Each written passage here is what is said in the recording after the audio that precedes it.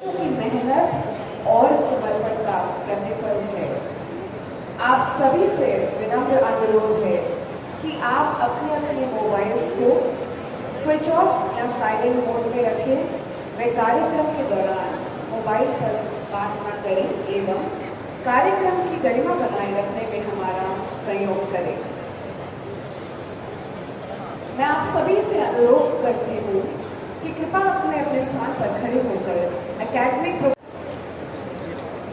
हम गौरवान्वित हैं कि आज इस कार्यक्रम में माननीय कर्मठ दूरदर्शी एवं सम्माननीय रक्षा मंत्री भारत सरकार श्री राजनाथ सिंह जी मुख्य अतिथि के रूप में हमारे मध्य पधारे हुए हैं।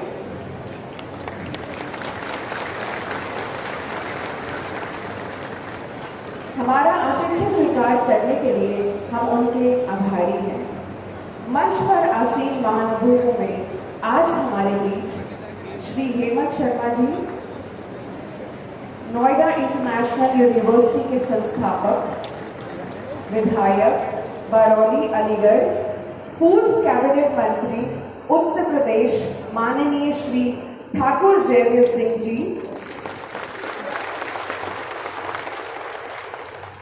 पूर्व सांसद अलीगढ़ एवं समर्पित समाज सेविका माननीय श्रीमती राजकुमारी जी चौहान, श्री चौधरी लक्ष्मी नारायण जी, आप सभी से रिक्वेस्ट करती हूँ कि कृपा करके अपने अपने आसन ग्रहण करें।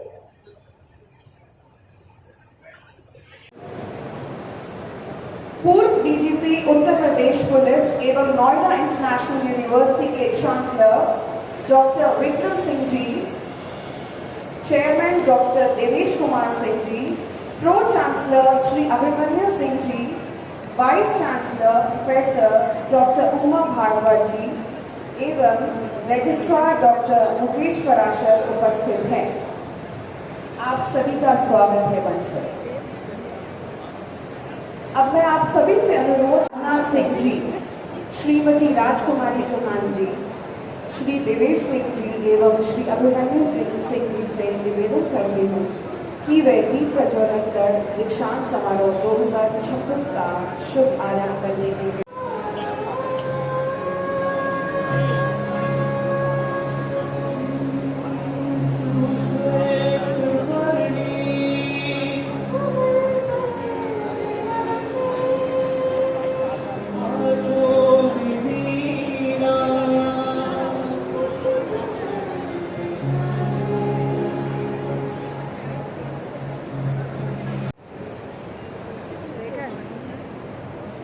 फैमिली है ना सारी, वो वाइफ है, वो मालिक है, वो अभी गए हैं, अभिमन्यु अभिमन्यु के देखे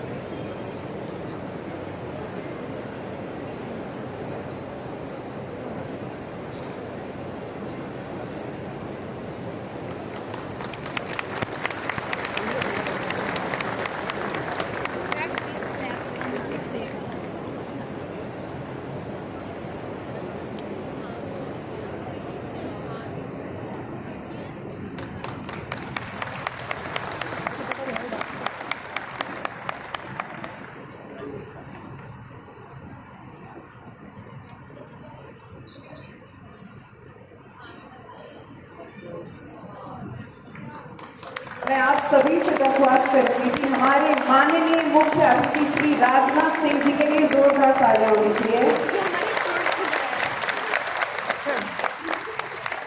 सर, बहुत अच्छा लग रहा है आज अपना कीमती समय निकालकर आज यहाँ आए हैं। बहुत बहुत धन्यवाद आपका।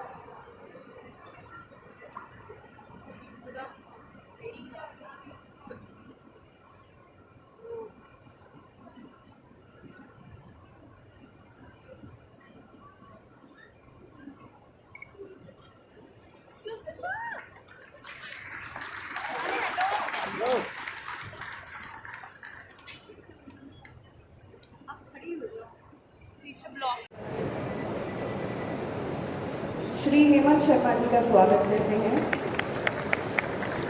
स्वागतम शुभ स्वागतम।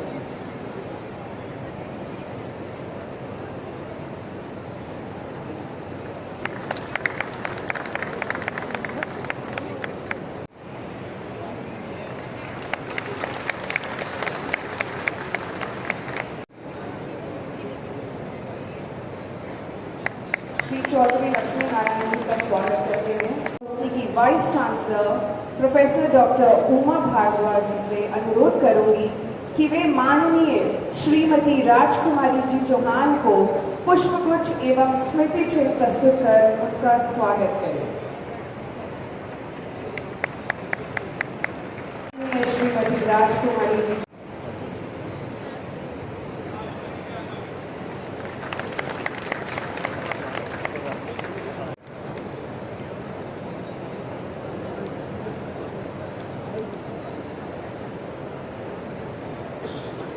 श्री देवेश कुमार सिंह जी का जोरदार तालियों से स्वागत करते हैं।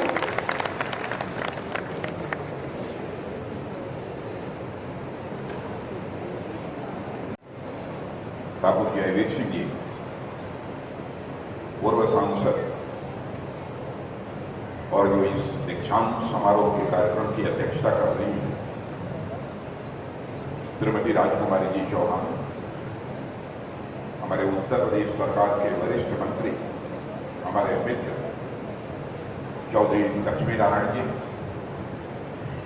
और इस क्षेत्र के बहुत ही डायनेमिक विधायक Shri Dhirendra Singh ji, director BB nine और एक भारत के माने जाने साहित्यकार Shri Hemant ji Sharma, doctor PND Arora chairman Yashoda medicity, doctor Vikram Singh ji chancellor Noida international university एवं former director general police Uttar Pradesh, doctor Devesh Kumar Singh chairman, Shri Abhimanyu Singh ji pro chancellor, doctor Uma Bhardwaj vice chancellor, Shri Mukesh Ara sir registrar और हमारे सामने हमारे मित्र श्री राकेश सिंह जी यहाँ पर बैठे हैं, जो कि कई बार सांसद रह चुके हैं और इस समय मध्य प्रदेश सरकार में वह मंत्री।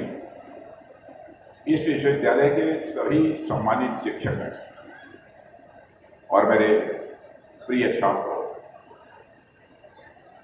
प्रायः जब भी कन्वोकेशन के कार्यक्रम होते हैं, मेरी आवाज आप सब तक पहुंच रही है? पीछे आवाज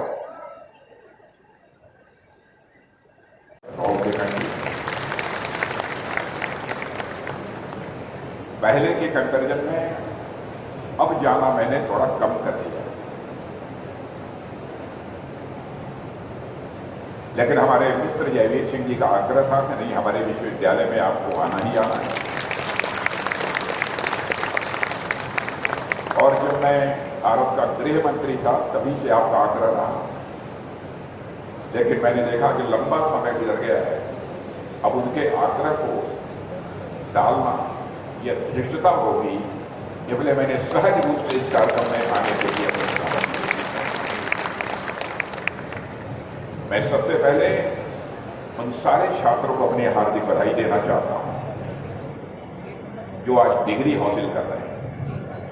आप जानते हैं कन्वोकेशन यानी दीक्षांत समारोह यह एक छात्र के जीवन का एक महत्वपूर्ण यह पड़ाव होता है। एक ऐसा पड़ाव जब आप अपनी शिक्षा हासिल करने के बाद, अपनी डिग्री प्राप्त करने के बाद प्रोफेशनल कैरियर की आप शुरुआत करते हैं।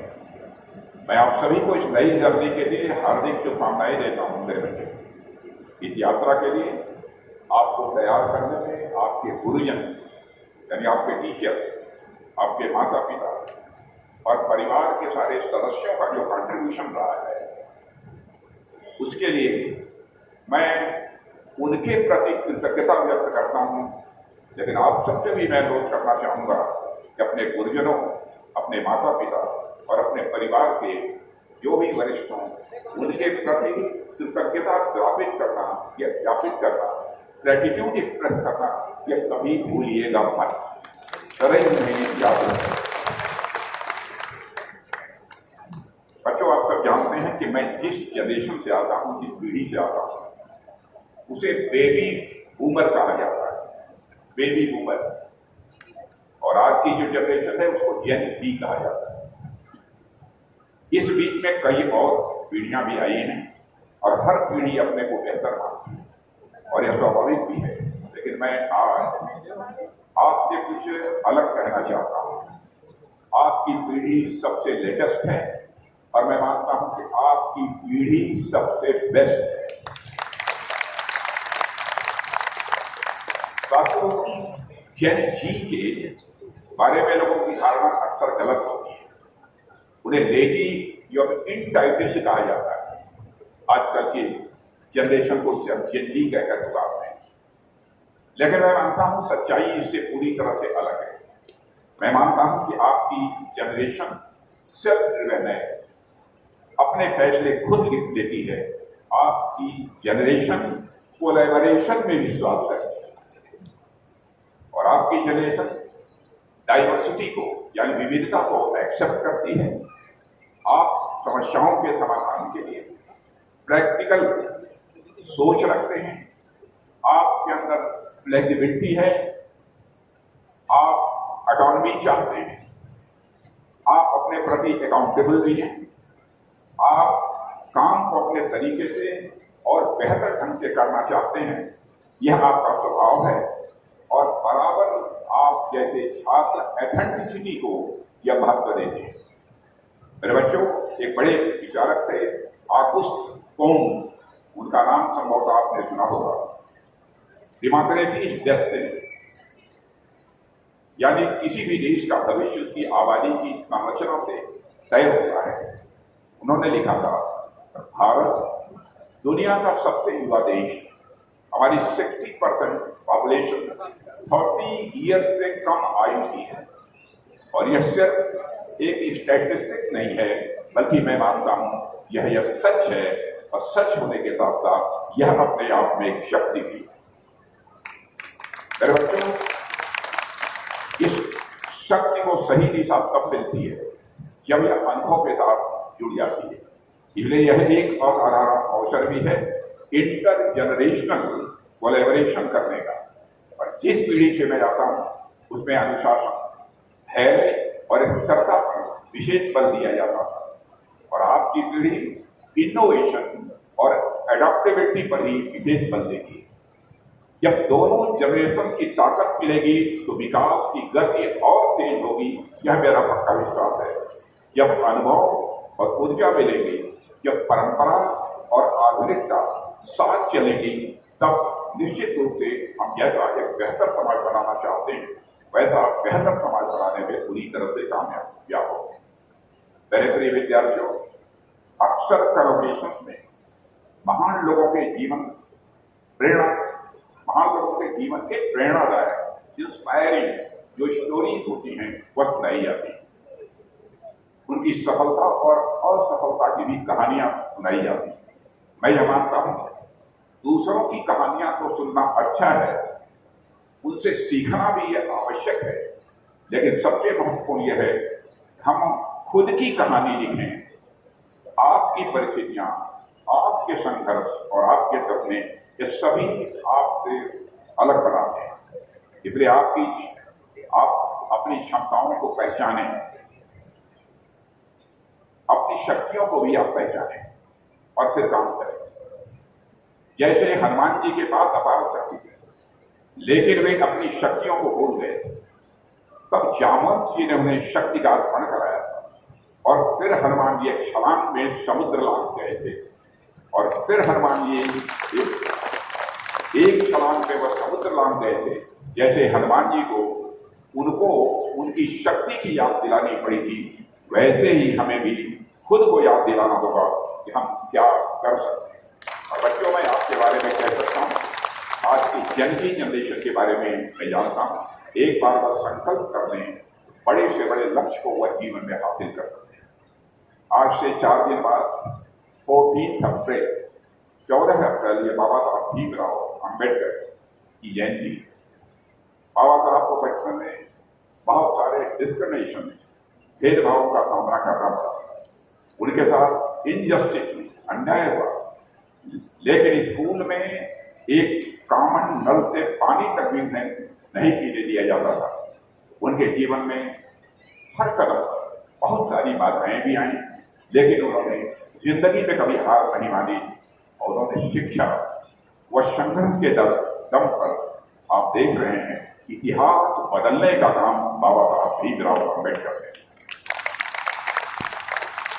और मेरे बच्चों, आप जब अपने जीवन के एक नए पड़ाव पर खड़े हैं तो आप सभी को बाबा साहब के जीवन से कुछ न कुछ सीखना चाहिए।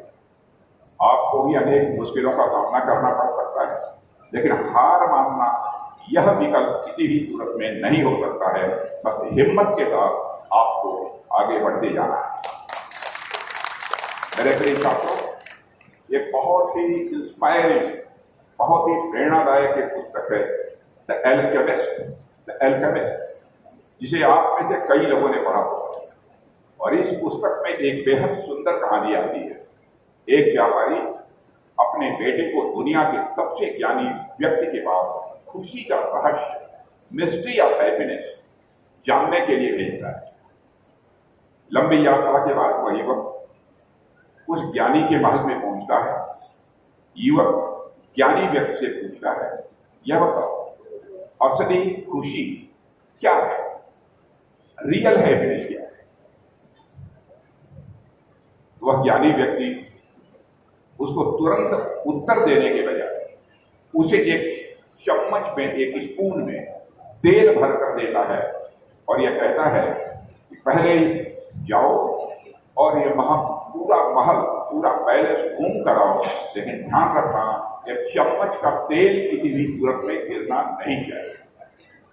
वह युवक पूरा महल घूम कर वापस आता है तो ज्ञानी व्यक्ति से पूछता है, तो उसने महल में क्या देखा? तब उस युवक को एहसास होता है, उसका ध्यान केवल इस बात पर था कि हमारे चम्मच से तेल न गिर जाए। उसने महल की सुंदरता देखी ही नहीं। तब ज्ञानी व्यक्ति उससे कहता है, फिर से जाओ और महल की सारी चीजों को ध्यान से देखकर तब वापस आओ।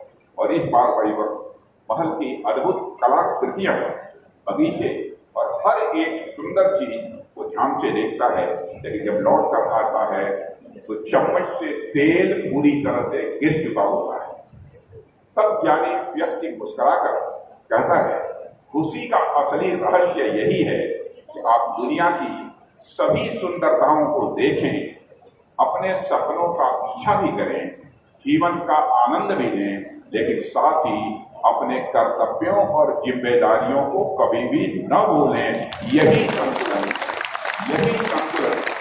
सच्ची खुशी, यही संतुलन सच्ची खुशी और सफलता की सबसे बड़ी कुंजी है। मेरे साथियों, इस कहानी में आपके एम्बिशंस, आपके ड्रीम्स, आपके अपॉर्चुनिटीज महल की खूबसूरती की तरह है और चम्मच में तेल आपकी रिस्पॉन्सिबिलिटीज, वैल्यूज और रिलेशनशिप। जीवन में आगे बढ़ते समय आपको दोनों के बीच बैलेंस बनाकर चलना और यह बैलेंस किसी भी सूरत में टूटने न पाए, इसके प्रति सदैव आपको सजग भी रहना हो। और यही संतुलन आपकी सफलता और खुशी तय करेगा, ऐसा मेरा मानना है। प्रिय छात्रों, कभी कभी हमें यह भी लगता है कि सफलता का मतलब सिर्फ अपने लिए कुछ हासिल करना है, अपना नाम बनाना, शोहरत हासिल करना, पैसा कमाना। लेकिन जीवन की सार्थकता और असली महानता दूसरों के लिए कुछ करने में होती है। केवल अपने लिए करने में कभी भी जीवन महान नहीं माना जा सकता है। इसलिए हम सबको बराबर इस संबंध में भी आसक्त रहना चाहिए। जीवन में बड़ा काम करने के लिए बड़े मन का होना जरूरी है। छोटे मन का व्यक्ति कोई बड़ा काम नहीं कर सकता। यह बात भी हमारे ध्यान में रहनी चाहिए। जैसे मैं समझता हूं कि बहुत सारे स्टूडेंट्स, उन्होंने मैथमेटिक्स कभी न कभी हाई स्कूल तक और हाई स्कूल के बाद पढ़ी। शायद वह मेरी बात से सहमत होंगे। छोटे मन का जो व्यक्ति होता है, सदैव ईर्ष्या, कुंठा और हताशा के दौर से गुजरता है। उसके जीवन में सुख की प्राप्ति नहीं होती, उसके जीवन में छोटे बच्चे व्यक्ति के जीवन में आनंद की प्राप्ति नहीं होती, परमानंद की प्राप्ति की बात तो बहुत दूर की बात है। इसलिए मैं एक मैथमेटिकल फार्मूले से इसको आपको समझाना चाहता हूं। थोड़ी देर के लिए मान लीजिए कि आपका मन एक सर्कल है। मन कभी सर्कल होता नहीं, हो नहीं सकता, but let us consider for the time being that your मन इज ए सर्कल। मेरा यह कहना है, मन का सर्किल यानी मन जितना बड़ा करते चले जाओगे, उसी रेशियो में सुख की मात्रा बढ़ती चली जाएगी, आनंद की मात्रा बढ़ती चली जाएगी। यदि मैथमेटिकल इक्वेशन में इसे कहना हो तो हम कह सकते हैं circumference of mann is directly proportional to the magnitude of sukh, circumference of the mann is directly proportional to the magnitude of anand, circumference of mann is proportional to the paramanand. परमानंद के पहले मैंने मैग्नीट्यूड नहीं लगाया, परमानंद का कोई मैग्नीट्यूड कभी नहीं हुआ करता, कोई की मात्रा नहीं निर्धारित किया। इसलिए जीवन में यदि सुख प्राप्त करना चाहते हो, आनंद प्राप्त करना चाहते हो, तो मित्रों इस बात का बराबर ध्यान रखना, कभी छोटा मन न होने पाए। और अटल बिहारी वाजपेयी जी कहा करते, छोटे मन से कोई बड़ा नहीं हो सकता, पर टूटे मन से कोई खड़ा नहीं हो सकता। आपको शायद पता न हो, लेकिन जिस व्यक्ति ने आज कार में यूज होने वाली सीट बेल्ट बनाई थी, कार में आप बैठकर चलते हैं, सीट बेल्ट लगाते हैं, उसने इसका पेटेंट पब्लिक कर दिया। सोचिए इस कदम ने आज तक कितने लोगों की जिंदगी बचाई। ऐसे ही जब जोनास शाह से पूछा गया था, उनके द्वारा बनाई गई पोलियो वैक्सीन का पेटेंट किसके पास है, तो उनका जवाब था कि क्या कोई सूरज का पेटेंट कर सकता है। देखिए कितनी बड़ी बात थी, कितनी बड़ी सोच थी। उन्होंने कहा क्या सूरज का कोई पेटेंट करा सकता है? नहीं, सूरज सब लोगों का है, इसलिए उनकी वैक्सीन का पेटेंट भी सभी लोगों के पास है, इसलिए हमने इसका पेटेंट नहीं करा। जब फ्रेडरिक बेंटिंग और चार्ल्स बेस्ट और जेम्स कॉलिन ने इंसुलिन की खोज की थी, तो उसका पेटेंट सिर्फ $1 में एक यूनिवर्सिटी को उन्होंने दे दिया था, केवल $1 में एक यूनिवर्सिटी को दे दिया था, ताकि यह दवा कुछ लोगों तक ही सीमित न रहे, बल्कि हर इंसान तक यह दवा पहुंच जाए जिसे इसकी जरूरत है। इसी तरह जगदीश चंद्र बोस ने भी रेडियो वेव और बॉटनी के क्षेत्र में एक क्रांतिकारी काम किया था, लेकिन उन्होंने अपने रिसर्च का पेटेंट लेने से पूरी तरह से मना कर दिया था।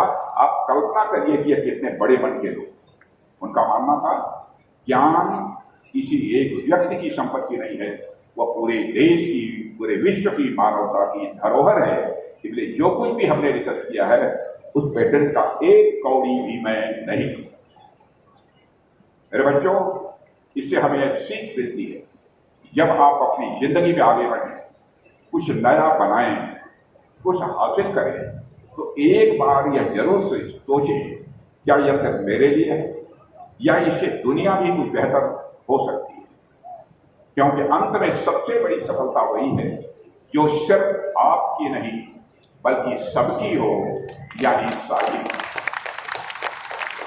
मेरे साथियों, एक सामान्य व्यक्ति अपनी प्रोफेशनल लाइफ में करीब 10,000 डेज काम करता है अप्रोक्सीमेटली, यानी एक सामान्य व्यक्ति अपने कैरियर को लगभग 80,000 घंटे देता है। आप अपनी जिंदगी का इतना बड़ा हिस्सा काम में लगाते हैं, लेकिन आपको यह काम करने में आनंद नहीं आएगा, क्या आप काम करेंगे? लेकिन यह आपको कंटेनमेंट और सेंस ऑफ फुलफिलमेंट या किसी भी सूरत में नहीं देगा। इसलिए बात सिर्फ पैसा कमाने की नहीं है, क्योंकि सिर्फ मैटेरियल भौतिक चीजों के पीछे भागने से आपका जीवन व्यर्थ डालेगा। इसलिए आप जो भी काम करें उसमें खुशी ढूंढने की कोशिश करें। सवाल यह नहीं है कि आप क्या बनेंगे, इंजीनियर बनेंगे, डॉक्टर बनेंगे, एंटरप्रेन्योर बनेंगे, सिविल सर्वेंट बनेंगे या रिसर्चर बनेंगे। प्रश्न यह है कि आप यह क्यों बनेंगे, और बनेंगे तो किसके लिए बनेंगे? क्या आपका काम सिर्फ एक पेशेक के लिए होगा, या वह किसी की जिंदगी में फर्क भी लाएगा? क्या आप भीड़ का हिस्सा बनकर चलेंगे, या आप अलग से एक अपनी दिशा भी तय करेंगे? याद रखिए, कैरियर सिर्फ सर्वाइवल का साधन नहीं है। कैरियर सिर्फ सर्वाइवल का साधन नहीं है, यह आपके व्यक्तित्व की अभिव्यक्ति है, आपके पर्सनालिटी का यह एक्सप्रेशन। और जब आपका काम अपने जीवन के पर्पज और लार्जर काज से जुड़ जाता है, वह आपको खुशी देता है, वह आपको संतुष्टि देता है। साथियों, मुझे हमेशा लगता है कि यदि नौजवानों को परिभाषित करने के लिए एक शब्द है तो वह शब्द है एनर्जी, ऊर्जा। युवा वास्तव में नौजवान जो होता है वह ऊर्जा का अथाह भंडार है, लेकिन इस ऊर्जा को सही देना, सही दिशा देना, यह भी बहुत ही उतना ही आवश्यक है। युवाओं को ऊर्जा सृजन और विकास में भी लगाई जा सकती है, और यदि वह दिशा भटक जाए तो विनाश का कारण भी बन सकती है। जैसे जब भारत का नौजवान अपनी ऊर्जा का उपयोग करता है तो दुनिया को बेहतर करने वाली टेक्नोलॉजी बढ़ती है, लेकिन वहीं हमारे पड़ोसी मुल्क पाकिस्तान के कुछ युवा अपनी एनर्जी से दुनिया में टेररिज्म भी बढ़ा रहे हैं। हमारे युवाओं को दिशा देने में बहुत ही महत्वपूर्ण भूमिका का निर्वाह करती है। साथियों, मैं फिजिक्स का शिक्षक रहा हूँ, जैसा श्री विक्रम सिंह जी ने बताया। तो आपको न्यूक्लियर फिशन और फ्यूशन, क्योंकि आप लोगों ने निश्चित रूप से फिजिक्स कम से कम इंटरमीडिएट तक तो पढ़ी ही, उसके फिशन और फ्यूजन के मैं प्रोसेस को आपको समझाना चाहता हूँ। ये दोनों ही रिएक्शन एनर्जी जनरेट करते हैं, ये दोनों ही रिएक्शन ऊर्जा पैदा करते हैं। सूर्य को ऊर्जा देने वाला प्रोसेस फ्यूजन कहलाता है, और पावर प्लांट्स पे होने वाली रिएक्शन न्यूक्लियर फिशन कहलाती है। लेकिन न्यूक्लियर फिशन में रेडियो एक्टिव वेस्ट निकलता है, जबकि फ्यूजन में ऐसी समस्या कभी नहीं आती है। यह फर्क हमें गहरी सीख देता है कि हर सफलता कभी भी बराबर नहीं हुआ करती। सफलता प्राप्त करने के बाद हम पीछे क्या छोड़ रहे हैं, यह भी एक बहुत बड़ा सवाल है। क्या हमारी सफलता के बाद समाज को उसके साइड इफेक्ट्स भी झेलने पड़ेंगे? हमें इस संबंध में विचार करना चाहिए, या फिर हम ऐसी उपलब्धियां हासिल करेंगे जो समाज को बेहतर करें और आने वाली पीढ़ियों के लिए खतरा कम है। इसलिए जब आप आगे बढ़ें तो हमेशा यह सोचिए, आप दुनिया को कैसा भविष्य दे रहे हैं, अथवा दुनिया को कैसा भविष्य देने की आप कोशिश कर रहे हैं। क्योंकि असली सफलता वही है जो ऊर्जा भी दे, और ऊर्जा के साथ उजाला भी दे, और बिना किसी के जीवन में अंधेरा किए हुए ये ऊर्जा भी दे और साथ ही साथ उजाला भी दे।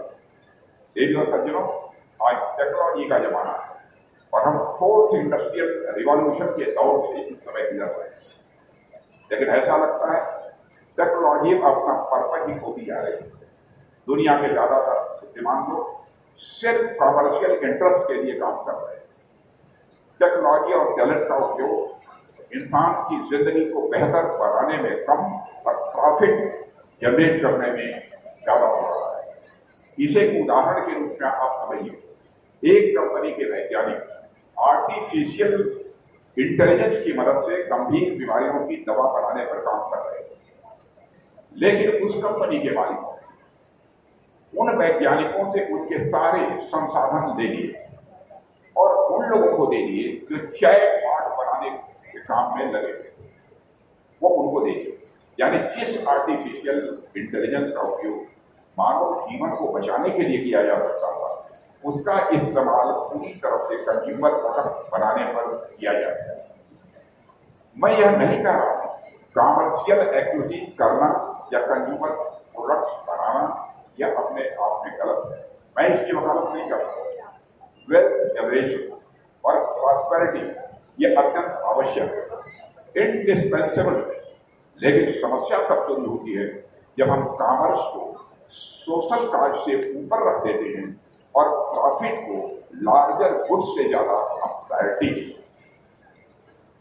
साथियों से आज इस बात बल्कि ह्यूमैनिटी मानवता की असली जरूरतों के हिसाब से भी बढ़नी चाहिए और आगे बढ़नी चाहिए। हमें ऐसी सोच विकसित करनी होगी जहां इनोवेशन का उद्देश्य सिर्फ प्रॉफिट नहीं बल्कि पर्पज भी है। साथियों, यूनिवर्सिटी और इंस्टीट्यूशन को चाहिए कि वे छात्रों को सिर्फ स्किल से नहीं बल्कि वैल्यूज भी दें, ताकि वे तय कर सकें उनकी प्रतिभा का उपयोग किस दिशा में हो। यह हमारी जिम्मेदारी है कि हम एक ऐसा इकोसिस्टम बनाएं जहां एम्पैथी, कंपैशन और एथिक्स जैसे मूल्यों को सराहा जाए। इंसेंटिव ऐसे होने चाहिए जो उन इनोवेशंस को बढ़ावा दें जो समाज की वास्तविक समस्याओं को हल करें। प्रिय छात्रों, आर्टिफिशियल इंटेलिजेंस के दौर में एज पाने के लिए हमें कई कार्य करने होंगे। जैसे मशीनें हमारे सवाल का जवाब दे सकती हैं और उनसे हमें सही सवाल पूछने का तरीका भी मालूम होना चाहिए। और इस दौर में सक्सेस का मतलब होता है खुद को लगातार रीइन्वेंट करना। जो जितनी जल्दी सीखेगा उतनी ही जल्दी वह आगे बढ़ेगा। जो जितनी जल्दी सीखेगा उतनी ही जल्दी आगे बढ़ेगा। यानी आज लर्निंग टू लर्न यह सबसे बड़ी सुपर पावर है। साथियों, लीडरशिप, विजन, करेज और इमोशनल इंटेलिजेंस, लीडरशिप, विजन, करेज और इमोशनल इंटेलिजेंस जैसी वैल्यूज के बिना आगे बढ़ना बहुत ही मुश्किल होगा, क्योंकि आर्टिफिशियल इंटेलिजेंस के दौर में वही लोग आगे बढ़ेंगे जो इंस्पायर कर सकें, जो गाइड कर सकें और अनसर्टेनिटी में भी लोगों को साथ देकर चल सकें। इसलिए साथियों, एक और महत्वपूर्ण बात, आर्टिफिशियल इंटेलिजेंस का यह युग निश्चित रूप से एक नए नवाचार युग की तरफ तेजी के साथ बढ़ रहा है। हमारे प्रधानमंत्री मोदी जी ने भारत को इनोवेशन का हब बनाने में एक बहुत ही महत्वपूर्ण भूमिका निभाई है।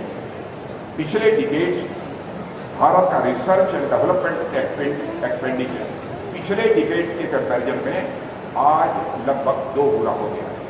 जिस डिफेंस मिनिस्ट्री में मैं काम करता हूँ उसमें भी रिसर्च और डेवलपमेंट इसका बहुत ही महत्व है और लगातार जिस तेजी से रिसर्च एंड डेवलपमेंट हमारे देश में बढ़ रहा है यह हम सबके लिए एक गौरव का विषय है। रजिस्टर्ड पेटेंट्स की संख्या पहले के कंपैरिजन में कई गुना बढ़ चुकी है। 2015 में हम ग्लोबल इनोवेशन इंडेक्स में 81वें स्थान पर थे, 81, और 2025 में हम घटकर अब 38वें स्थान पर आ गए हैं, 38। यह करिश्मा आप जैसे नौजवानों ने किया है। भारत आज दुनिया का तीसरा सबसे बड़ा स्टार्टअप इकोसिस्टम बन गया। दुनिया का तीसरा सबसे बड़ा स्टार्टअप इकोसिस्टम में भारत बन गया। भारत का सेमी कंडक्टर क्षेत्र अब उड़ान भर रहा है। भारत की बायो इकोनॉमी पिछले 11 साल में 16 गुना से अधिक बढ़ गई। साथियों, केंद्र सरकार ने पिछले वर्ष 1 लाख करोड़ रुपए के रिसर्च डेवलपमेंट और इनोवेशन फंड की शुरुआत की। इस वर्ष भी डीप टेक स्टार्टअप के लिए 20,000 करोड़ का कोर्स हमारी गवर्नमेंट ने बनाया है और अटल टिंकरिंग लैब के बजट में भी 6 टाइम्स की वृद्धि हम लोगों ने की है। यह सब बातें हैं एक स्पष्ट यह संदेश देते हैं कि हम अपने नौजवानों को इस टेक्नोलॉजी के युग में पीछे नहीं रहने देंगे। यह हमारी गवर्नमेंट का कर्तव्य है और हम इस सपने को साकार करने में अपना योगदान दे सकते। साथियों, एक विषय और, आज डिप्रेशन और एंजाइटी जैसी समस्याएं लगातार बढ़ रही हैं।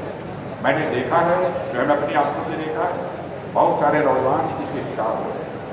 जबकि आज जिस दौर में हम जी रहे हैं, जहां हमारे पास रहने के लिए संसाधनों की कमी नहीं है, अवसरों की कमी नहीं है, सुविधाओं की कमी नहीं है, हमारी लाइफ क्वालिटी भी पहले के कंपैरिजन में बेहतर हुई है, लेकिन फिर भी एक खालीपन हमको कभी कभी नजर आता है। आप मैटेरियली वेल्दी होने के साथ, यानी संपन्न होने के साथ साथ मेंटली हेल्दी रहें, यह बहुत आवश्यक है। और इसके लिए सभी को पहले सेल्फ सेंटर्स से उठकर अपने को पर्पज सेंटर्ड बनाना होगा। इसलिए ये हर रोज कोई ऐसा काम करने की कोशिश करें आप जिसमें किसी भी चाह की कोई इच्छा ना हो या किसी रिवार्ड की हमारी इच्छा ना हो। साथियों, या कोई भी काम हो सकता है, जैसे किसी की मदद करना, किसी की बात ध्यान से सुनना या किसी को जेन्युइनली सही मामलों में एप्रिशिएट करना, यह भी हो सकता है। इससे धीरे धीरे दिमाग मैं से हम की तरफ शिफ्ट होने लगता है। ऐसा व्यक्ति धीरे धीरे यही एक्सरसाइज करता रहे तो सेल्फ सेंटर्ड नहीं रह जाएगा।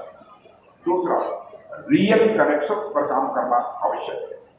आज हम डिजिटली कनेक्टेड हैं लेकिन इमोशनली डिसकनेक्टेड होते जा रहे हैं।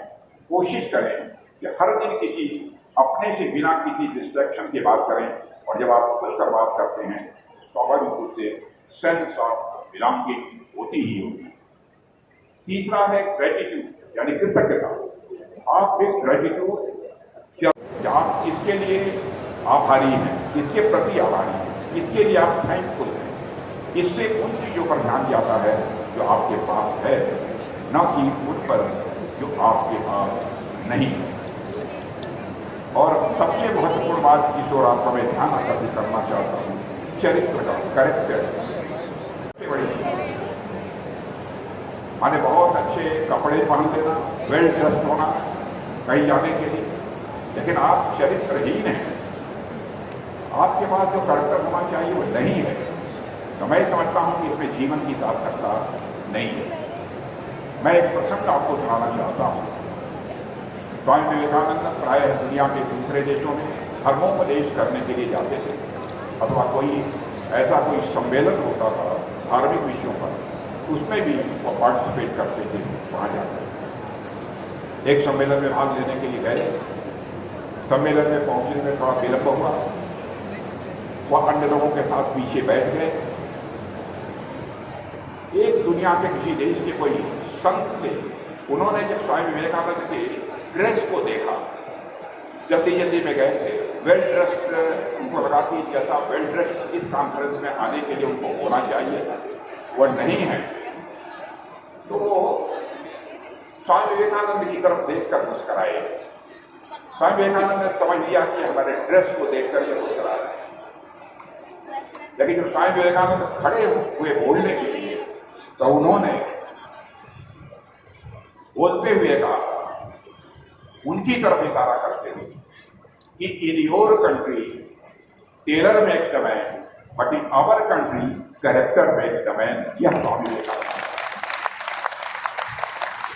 हमारी कंट्री में टेलर इंसान बनाता है, लेकिन हमारे यहाँ इंसान यदि कोई बनता है तो अपने चरित्र से। बच्चों, एक बात पर और मैं आग्रह आपसे करना चाहूँगा, जीवन में आस्था और विश्वास का बहुत बड़ा महत्व होता है। मैं मसूरी गया था, वहाँ के जो भी हमारी यूनियन पब्लिक सर्विस कमीशन के ट्रेनीज हैं उनको एड्रेस कर रहा था, वहाँ भी उन लोगों से मैंने यही बात कही। जीवन में आस्था और विश्वास का बहुत बड़ा महत्व होता है, इसे मत भूलिए। लोग कहते हैं कि साहब जो प्रैक्टिकल है, जो दिखाई दे रहा है वही सच है, इसके अलावा सब मिथ्या है, सारी चीजें झूठी। ऐसा नहीं होता। जैसे मैं आपसे कोई यह प्रश्न करूं, किसी व्यक्ति के पास इतना पैसा था, मैं सारे बच्चों से मैं चाहूंगा ध्यान से सुनिए और जो इसकी रिप्लाई कर सकते हैं वो रिप्लाई करें। किसी व्यक्ति के पास इतना पैसा था, उसने आधा एक को दे दिया, 1/3 दूसरे को दे दिया,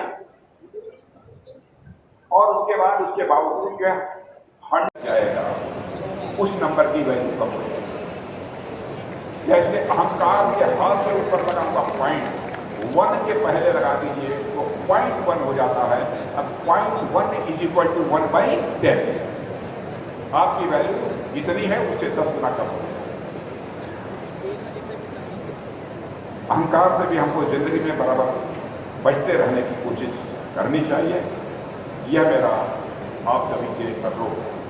आज के अवसर पर जिसे बहुत कुछ ज़्यादा न कहते हुए मैं आप सभी को अपनी हार्दिक शुभकामनाएं देता हूँ और साथ ही ईश्वर से प्रार्थना करता हूँ, परमात्मा आप सबको इतनी शक्ति दे, इतनी सामर्थ दे कि आप केवल भारत के ही नहीं बल्कि दुनिया के लिए भी कोई कल्याणकारी कार्य करें और अपने जीवन की सार्थकता के साथ आप सबको पुनः मैं अपनी हार्दिक बधाई देते हुए अपना निवेदन सुनाऊँ।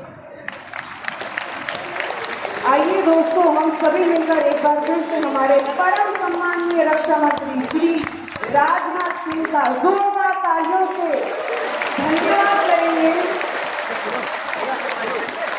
आपके प्रेरणा एमडी बाबर, सूबिया आमिर,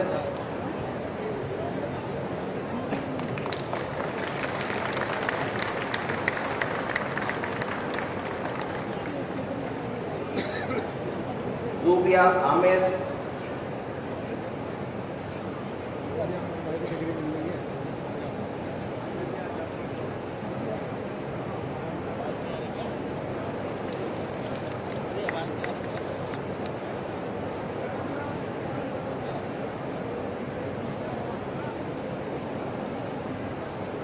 अमरीना आजिज,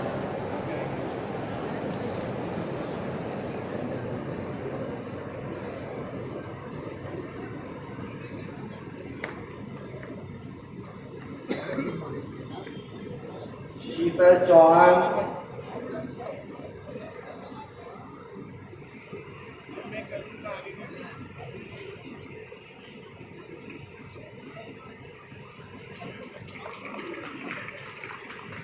अग्रवाल,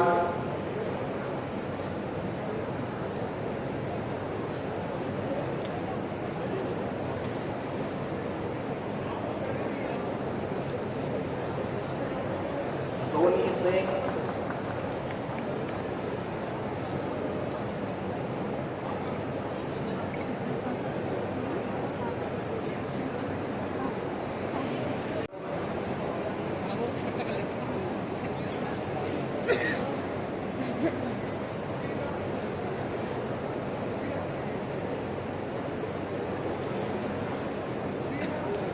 दृष्टि सिंह,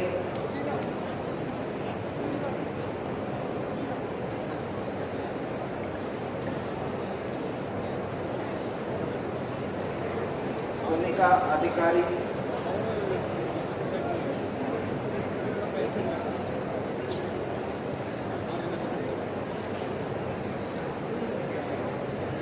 सिमरन रॉय,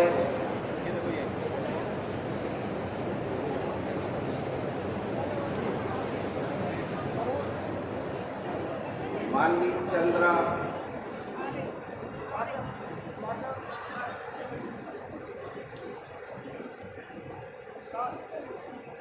रशिका पाठक,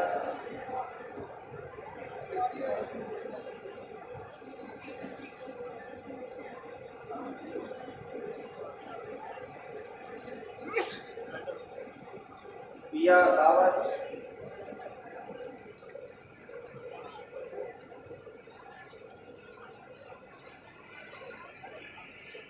सलीम ओवैसी, इतना आता है ना। शुभांगी,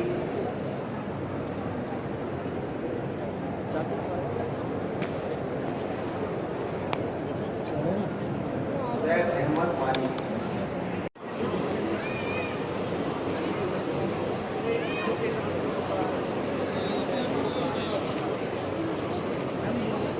वीरेंद्र शर्मा,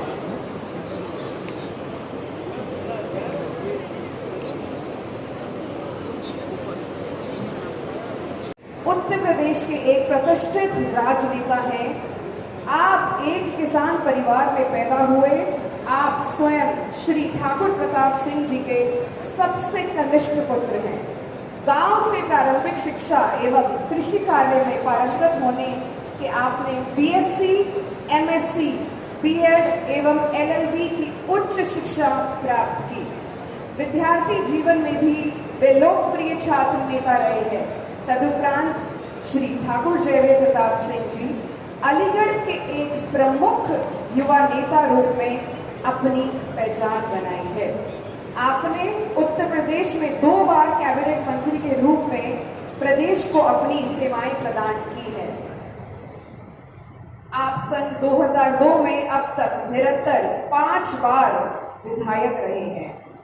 आप में प्रदेश की राजनीति में एक महत्वपूर्ण स्थान रखते हैं। आप वर्तमान में बरौली विधानसभा क्षेत्र से विधायक हैं। श्री ठाकुर जयवीर सिंह जी अपनी सहजता, सरलता एवं सहृदयता के लिए सर्वत्र जाने जाते हैं। आपने समाज के सभी दुर्लभ वर्गों के लिए अथक प्रयास करते हुए इस संकल्प को लेकर आगे बढ़े कि समाज के दुर्लभ वर्गों में अर्थ और अभिप्राय आ जाए। ट्रस्ट की अध्यक्षा माननीय श्रीमती राजकुमारी जी चौहान 15वीं लोकसभा में सांसद के रूप में संसदीय स्टैंडिंग कमेटी ऑफ रेलवे की सम्मानित सदस्य रही है। आपने अपने संसदीय कार्यालय में अलीगढ़ लोकसभा क्षेत्र के विकास में अतुलनीय योगदान दिए हैं तथा वे समाज के सभी वर्गों में विशेषकर कमजोर एवं महिला वर्ग के विकास एवं जीवन स्तर को उन्नत करने हेतु किए गए प्रयासों के लिए आम जनता के हृदय में महान समाज सेविका का स्थान रखती है। अब रजिस्ट्रार महोदय, विश्वविद्यालय के चांसलर महोदय से दीक्षांत समारोह प्रारंभ करने की अनुमति का अनुरोध कर आज के दीक्षांत समारोह के आरंभ की घोषणा करेंगे। Honorable Chancellor sir, may I with your permission declare the convocation open.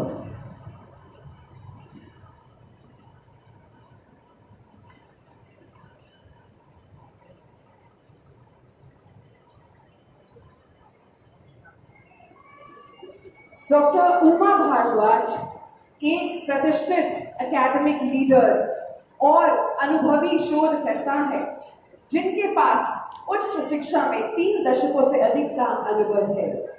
शोध एवं अंतर्राष्ट्रीय स्तर पर सक्रिय भागीदारी के माध्यम से वे उच्च शिक्षा में उत्कृष्टता और वैश्विक सहयोग को बढ़ावा दे रही है। अब मैं vice chancellor professor doctor Uma Bhardwaj ji को स्वागत भाषण एवं विश्वविद्यालय प्रतिवेदन प्रस्तुत करने हेतु आमंत्रित करती हूँ। Shri Lakshmi Narayan ji, cabinet minister Uttar Pradesh, Shri Hemant Sharma ji, director TV9, doctor PN Arora ji, the chairman Ashoka University, and the distinguished dignitaries of the dais. I also warmly welcome the members of the governing body, the executive council, the academic council, media, representative, honored guests, proud parents, and our dear graduating students. Today is a proud moment for all of us. We are celebrating the convocation of Noida International University on 10th April 2026.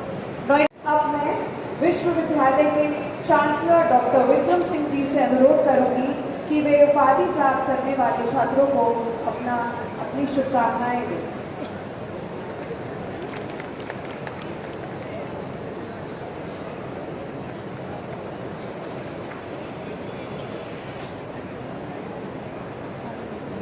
Bharat के यशस्वी रक्षा मंत्री माननीय श्री राजनाथ सिंह जी, हमारे पथ प्रदर्शक Thakur Jaiveer Singh ji, university के chairman doctor Devesh जी, आवाज़ कम, मातृशक्ति के प्रतीक सम्मानीय राजकुमारी चौहान जी, प्रो चांसलर आदरणीय अभिमन्यु सिंह जी,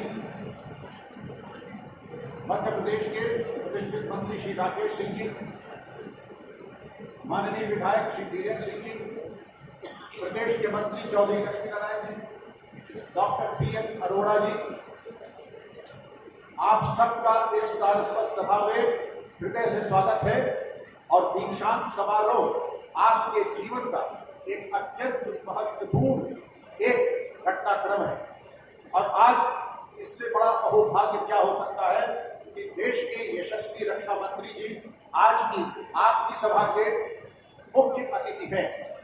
मेरा आपसे विनम्र निवेदन है कि एक एक शब्द माननीय मंत्री जी का कंठस्थ करें, हृदयस्थ करें और जीवन धन्य हो जाएगा। मुझे माननीय रक्षा मंत्री जी के सानिध्य में 50 वर्ष से ऊपर हो रहा है, 50 वर्ष यानी 5 दशक से ऊपर, और मैं आज भी नित्य प्रति उनके व्यवहार, उनके व्यक्तित्व से प्रेरणा लेता हूँ। तो वो प्रकाश पुंज है।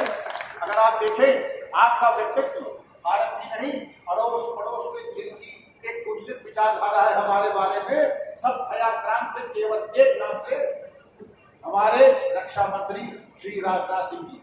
और क्यों न हो, आप मां विंध्यवासिनी के विशेष वरदानी है। एक एक शब्द में ऊर्जा और सूत्र का संचार होता है, और तभी ये कहा जाता है कि जब आप बोलते हैं तो जन जन में, यहाँ तक कि मेरी पूरी हड्डियों में भी विचार आता है कि मातृभूमि पर शीश चढ़ाने जिस पर जाए गरीब रहे। मान्यवर, व्यक्तिगत रूप में आप अजात शत्रु में, आपका कोई शत्रु नहीं है, लेकिन जनमानस में यह भावना है कि आप शत्रु पर जिसने भारत की तरफ दृष्टि देखी उसका अनिष्ट सुनिश्चित है। जैसा ऑपरेशन सिंदूर में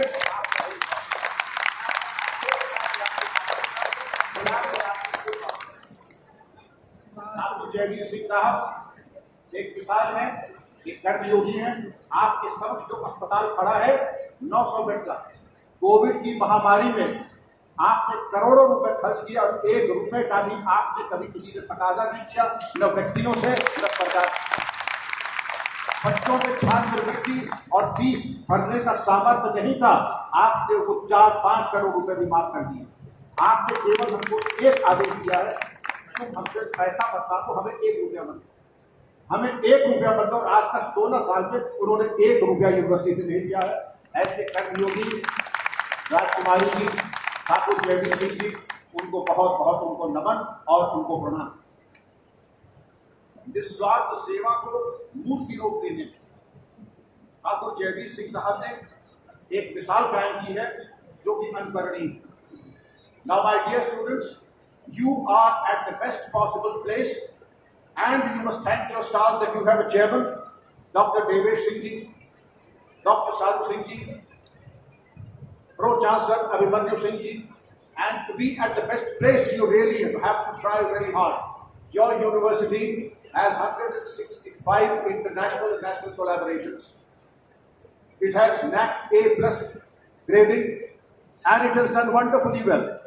You have students from 65 countries which no other university can boast of. We have a zero tolerance as far as indiscipline is concerned, and as a chancellor, it is my duty to give you a bit of updesh, only 2 bullet points. Be the best where you are. Do not allow distractions to overshadow your thinking. Addiction to distractions is the death of creativity.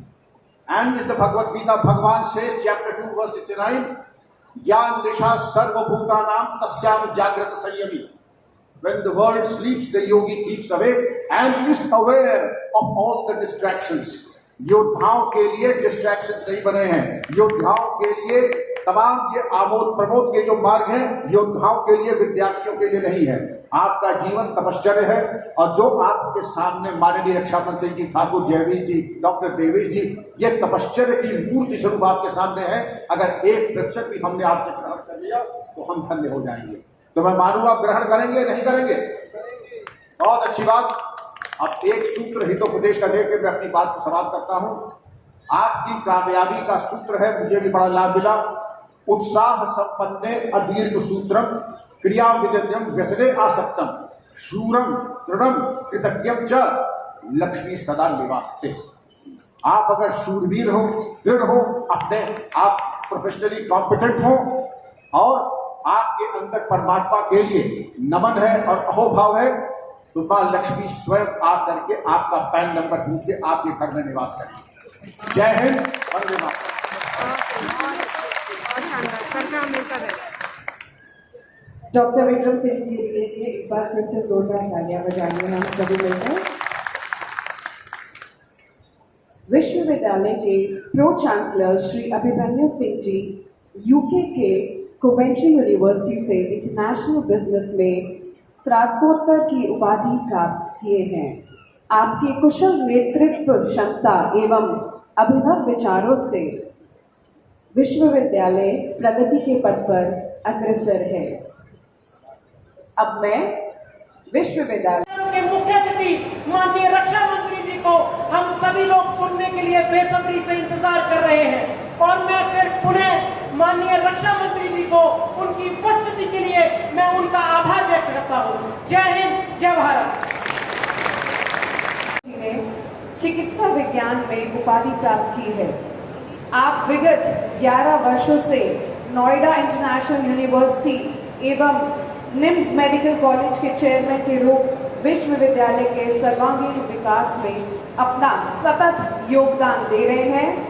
अब मैं doctor Devesh Kumar Singh जी से अनुरोध करूंगी कि वे उपाधि प्राप्त करने वाले छात्रों को अपना शुभकामना संदेश दें।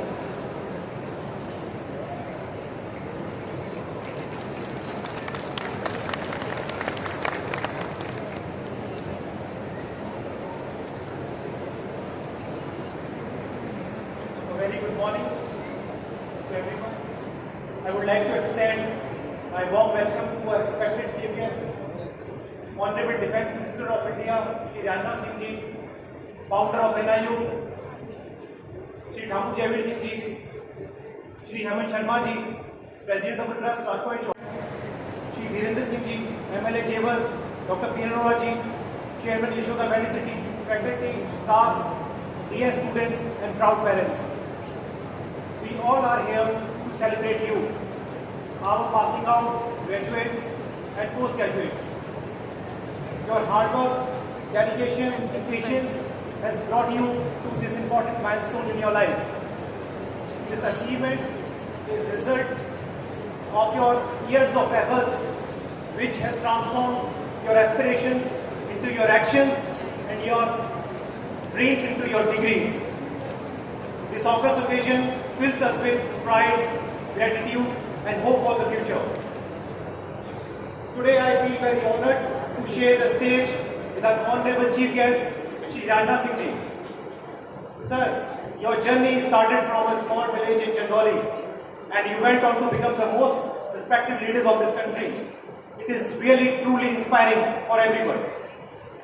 You are a role model of dedication, honesty and leadership in this country.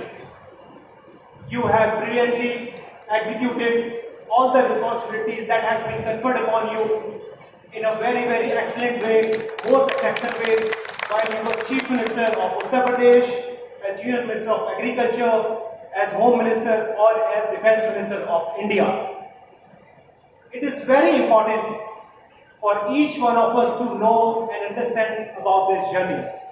It tells us that distance between where you begin and where you can reach is not determined by your circumstances, but rather by your Singh ji के रक्षा मंत्री श्री राजनाथ सिंह देश के सबसे वरिष्ठ राजनीतिक नेताओं में से एक हैं।